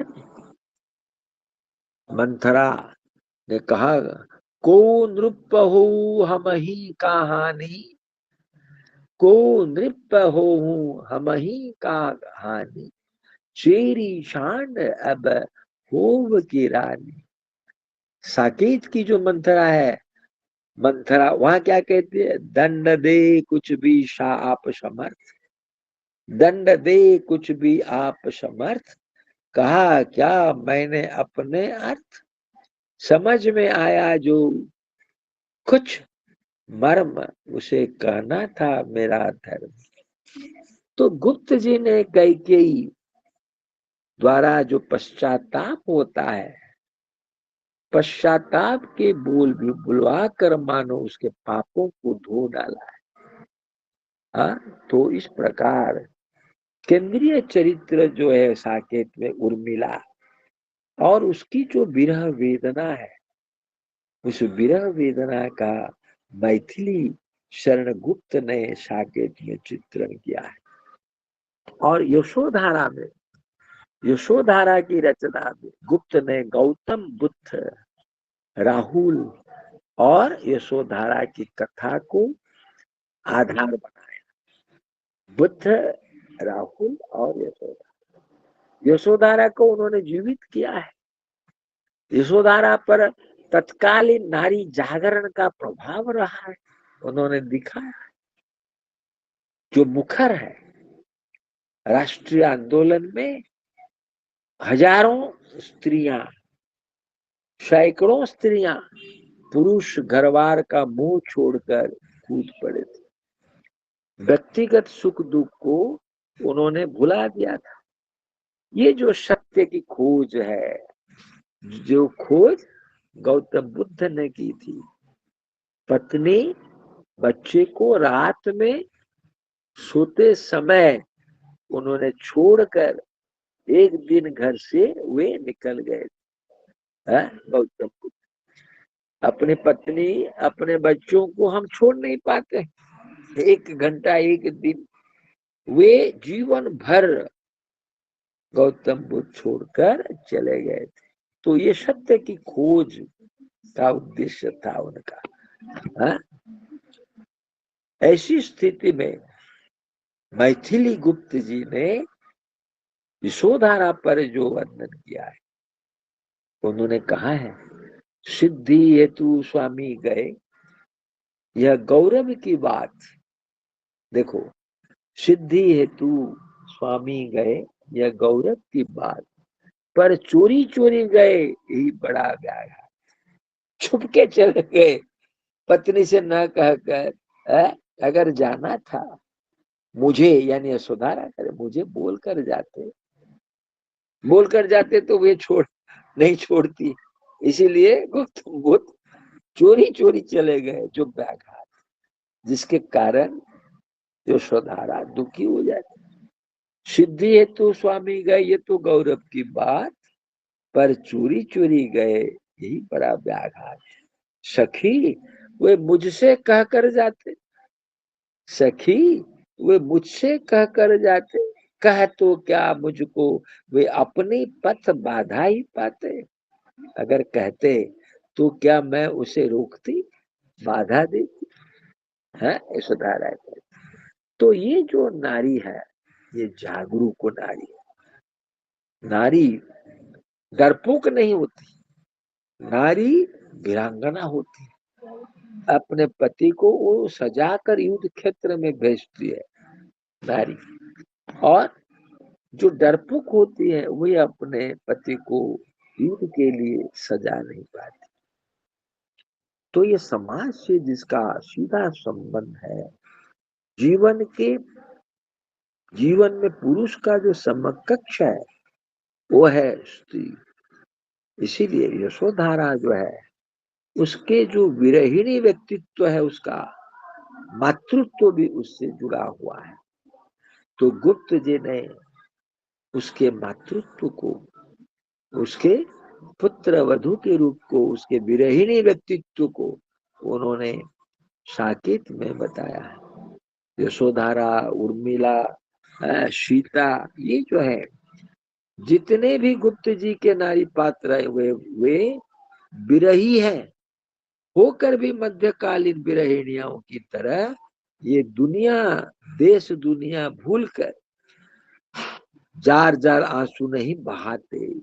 ये आंसू नहीं बहाते, ये विरह का दुख उन्हें द्रवित करके जगत के दुखों के प्रति वे संवेदनशील हो जाते और वे कर्मठ हो जाते। जनता के साथ वे तादात्म्य स्थापित करती हैं, ये नारियां हैं। और गुप्त जी की जो सीता है वो तुलसीदास की सीता का चरित्र जो है इस प्रकार ये विकसित हुआ है। ये तुलसीदास की सीता से ये प्रेरित है और प्रभावित है। और गांधी युग में जो सीता है, स्वदेशी आंदोलन के वातावरण में जो नारी रंगी होती है, तुलसी की सीता जहाँ सामंती माहौल की नारी के घेरे में मानवी का अभिनय करती है, वह गुप्त की सीता स्वतंत्रता आंदोलन में माहौल में नारी की महानता का अभिनय करती है। तो ये गुप्त जी की सीता है। तो महावीर प्रसाद द्विवेदी और गुप्त जी जो है, ये गुप्त जी जो है मैथिली शरण गुप्त का जो योगदान है ये महान है। उन्होंने अपनी कविताओं के माध्यम से, रचनाओं के माध्यम से भारतीय नवजागरण, राष्ट्रीयता की भावना, राष्ट्रीय एकता की भावना का प्रचार प्रसार उन्होंने किया है। मैथिली शरण गुप्त ने, भारतेंदु हरिश्चंद्र ने हिंदी कविता को भारतीय जनताओं के जन जन के साथ पहुंचाने का उन्होंने प्रयास किया था। मैथिली जी की जो भारत और भारतीय हरिवंश राय बच्चन की जो मधुशाला है उसको भी उन्होंने लोकप्रियता के पीछे छोड़ गई थी। तो प्रमुख कारण है गुप्त जी का, उन्होंने भारतीय जनता को उसकी समग्रता में समझा था, जाना था, पहचाना था, परखा था। अत्यंत प्रभावशाली ढंग से मैथिली शरण गुप्त ने कविताओं में नेतृत्व लेकर उन्होंने राष्ट्रीय सांस्कृतिक काव्य धारा को महत्व दिया है।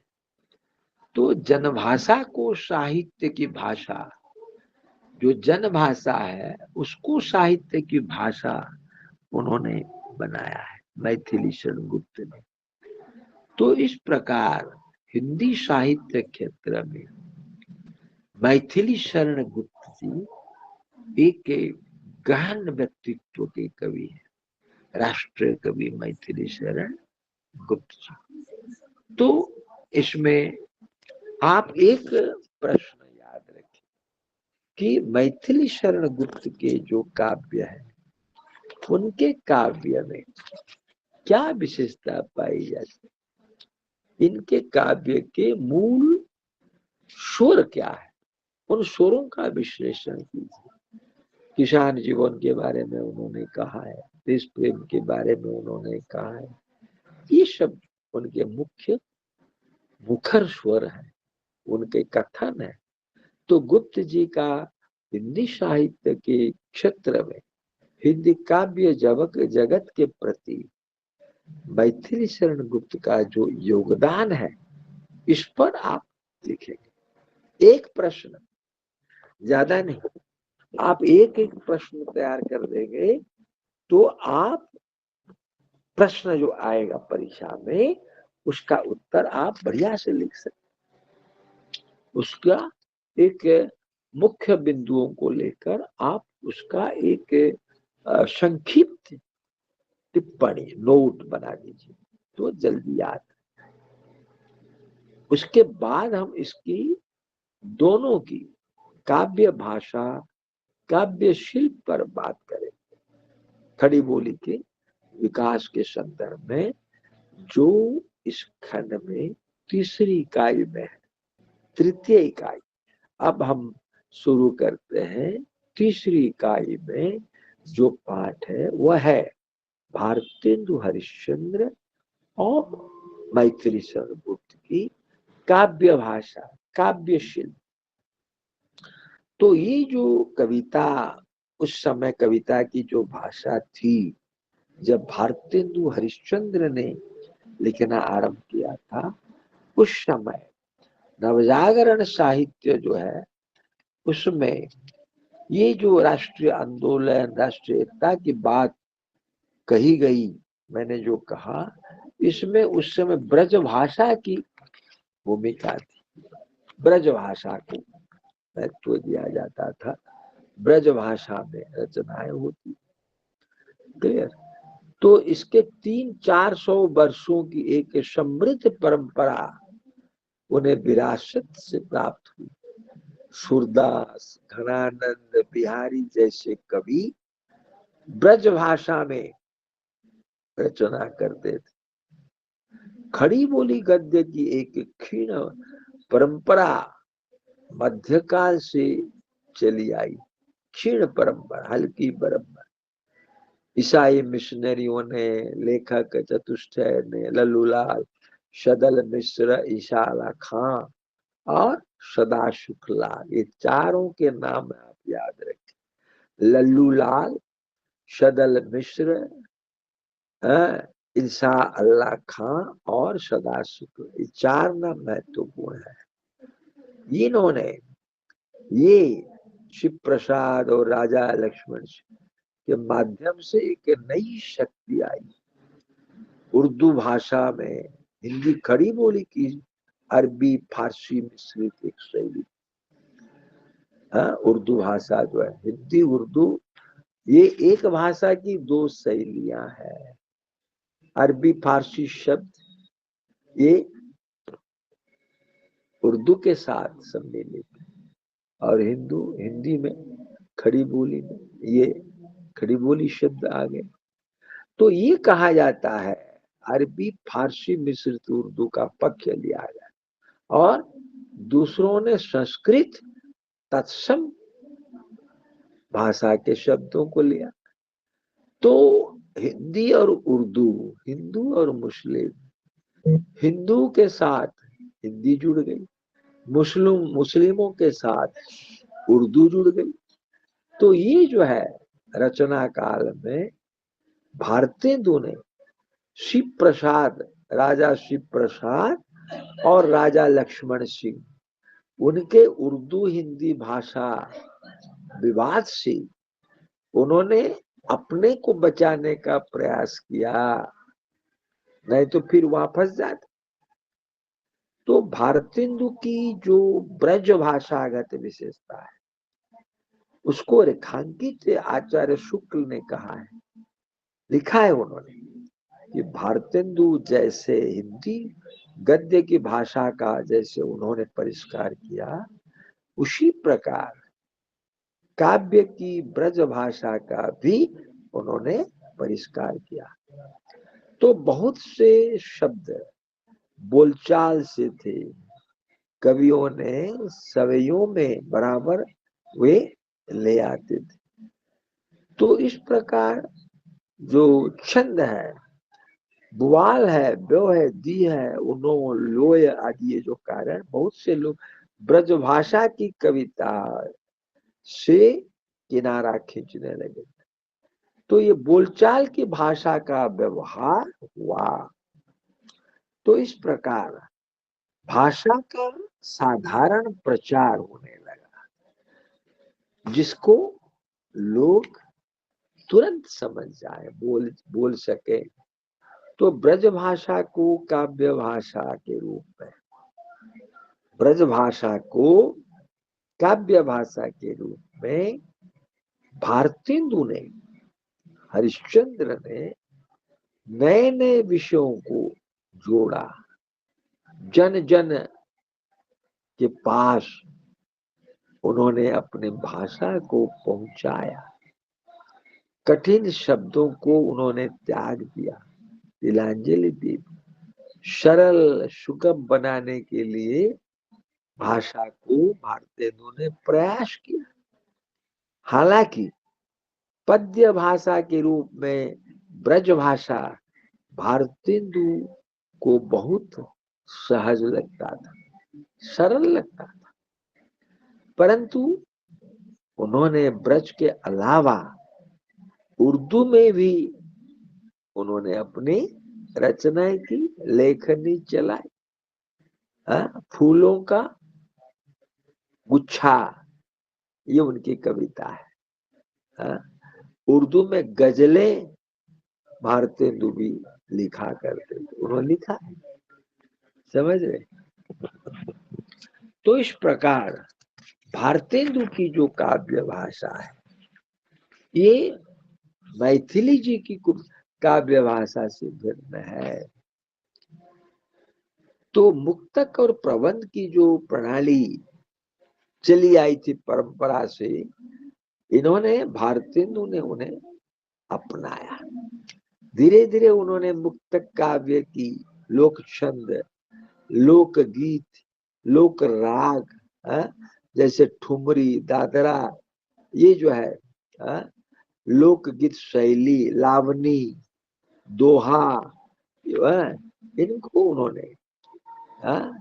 उन्होंने समस्या पूर्ति मुकरियों आदि को द्वारा नए नए प्रयोग किए। भारतेंदु मैथिली शरण गुप्त जो है उन्होंने भारतेंदु के सहयोगी कवि थे, लेकिन उन्होंने नए विचार, नए विषयों को उन्होंने महत्व दिया।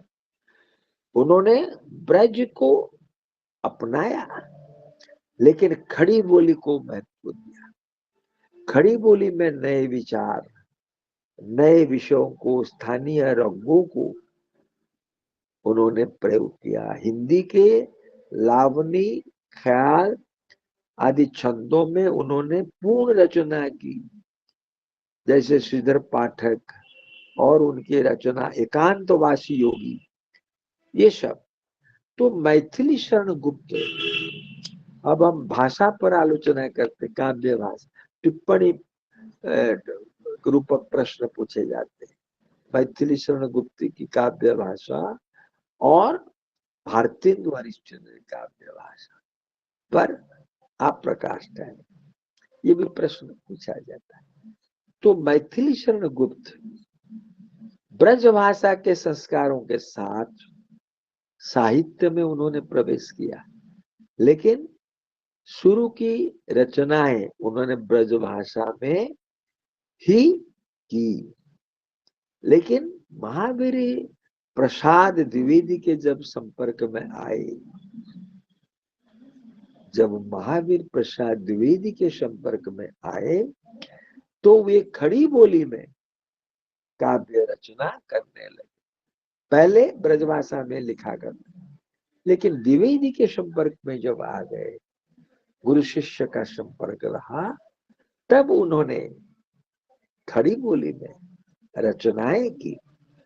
तो ये महावीर प्रसाद द्वारा जो सरस्वती पत्रिका का संपादन करना था, वो खड़ी बोली काव्य भाषा की स्थापना की दिशा में एक निर्णायक निर्देशित कदम था।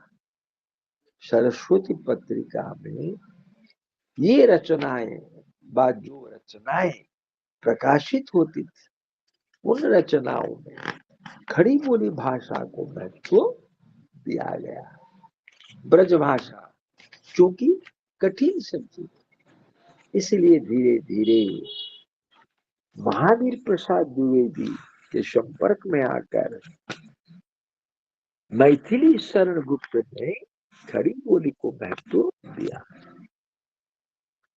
तो इस प्रकार उनके निर्देश के अनुसार खड़ी बोली में काव्य रचना करने के लिए मैथिली जी आग्रह प्रकट करने लगे, कविता में सुधार करने लगे। तो इस प्रकार सरस्वती के संपादन काल में उनकी प्रेरणा से बहुत से लोग, बहुत से कवि, कवयित्री, नए लोग खड़ी बोली में कविता करने लगे, कविता करने लगे। तो कविताओं की भाषा सरस्वती में जो लेख प्रकाशित होते थे उनकी भाषा सरल हो गई और पाठक उसे आदत से पढ़ने लगे। तो मैथिली शरण गुप्त ने 1903 में अपनी कविताएं भेजनी शुरू की थी सरस्वती पत्रिका के लिए और इसमें 1920 तक उनकी कविताएं प्रकाशित होती थी। 1903 से लेकर 1920 तक सरस्वती पत्रिका में मैथिली शरण गुप्त की कविताएं प्रकाशित होती थी। तो गुप्त जी की जो काव्य चेतना है, गुप्त जी का जो काव्य विकास है, इसका तीसरा चरण है कि छायावादी काव्य अपने उत्कर्ष पर है और गुप्त जी यानी मैथिली शरण गुप्त की प्रगीत और मुक्तक रचना की ओर प्रवृत्त होते हैं। साकेत, यशोधारा और इस दौर की प्रतिनिधि रचनाएं कही जा सकती है, जिनमें उनकी काव्य भाषा में पहले की अपेक्षा काफी निखार गया है। तो मैथिली शरण गुप्त की काव्य भाषा पर दो प्रकार के स्पष्ट विभिन्न विचार विद्वानों ने प्रकट किए हैं। ये इंपॉर्टेंट है, महत्वपूर्ण। दो विभिन्न विचार क्या है न, एक है वे आलोचक विद्वान है जो मानते हैं कि उस युग में वक्त की सबसे बड़ी जरूरत आराम से बैठकर काव्य कला के नियमों को गढ़ना है, कला को तलाश करना है, चमकाना नहीं था, बल्कि राष्ट्रीय आंदोलन और नवजागरण को दिशा देना था।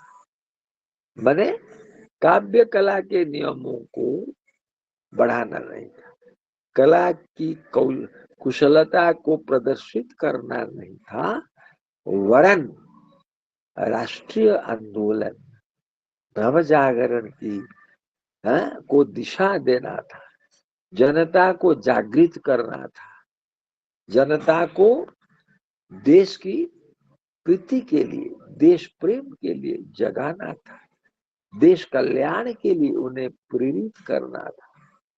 तो उनकी काव्य भाषा, मैथिली जी काव्य भाषा एक जन भाषा थी, उसमें सरलता थी, सहजता थी, बोधगम्यता थी। ये मैथिली शरण की काव्य कविताओं की भाषा है। तो इस प्रकार काव्य भाषा के रूप में खड़ी बोली को स्थापित करने में मैथिली शरण गुप्त का महत्वपूर्ण योगदान रहा भारतेंदु हरिश्चंद्र की अपेक्षा। तो ये है काव्य भाषा और काव्य शिल्प। अब समय हो गया है। जय जगन्नाथ। आप लोग खुश रहिए। आप लोगों को धन्यवाद है, आप लोगों ने मुझे सुना। मैथिली शरण गुप्त भारतेंदु हरिश्चंद्र को आपने सुना, उनकी कविताओं के बारे में, काव्यगत विशेषताओं के बारे में आपको मालूम हुआ और इस पर आप नोट बनाइए और याद रखिए। फिर हम आपको, कल भी एक मेरी कक्षा थी लेकिन तबीयत थोड़ा ठीक नहीं थी मेरी, इसीलिए कल मैंने क्लास पढ़ाया नहीं, मैंने क्लास नहीं लिया। तो अभी कंटिन्यूअसली क्लास कल भी कक्षा होगी। मैं ब्लॉक 2 जो खंड 2 है ये मैं पढ़ाऊंगा। ठीक? हेलो, जी सर। अरे समझ रहे थे या नहीं? जी सर। सुन रहे थे तो कोई दिक्कत नहीं थी तो? नहीं समझ नहीं सर। जानने में, समझने में, सुनने में हाँ? बहुत अच्छे से समझ आया सर, धन्यवाद सर। ओके, आप सभी को फोन के माध्यम से, मेल के माध्यम से जुड़ने के लिए बोलिए। अगर आपकी संख्या कम हो जाएगी फिर कक्षा बंद हो जाएगी, इसीलिए संख्या जितनी अधिक हो वो उतना अच्छा है, कक्षा अच्छी रहेगी और कंटिन्यूअसली कक्षाएं चलेगी। ठीक है, मैं रहता हूँ। जी सर। सभी को धन्यवाद मेरी ओर से। खूब पढ़िए, परिश्रम कीजिए। ओके, जी सर। कल मिलते हैं 6 बजे। 6 बजे फिर से मिलेंगे। ओके, जी सर। खुश रहिए, खुश रहिए, खुश जी सर, धन्यवाद जी सर। सर। हाँ, नमस्कार।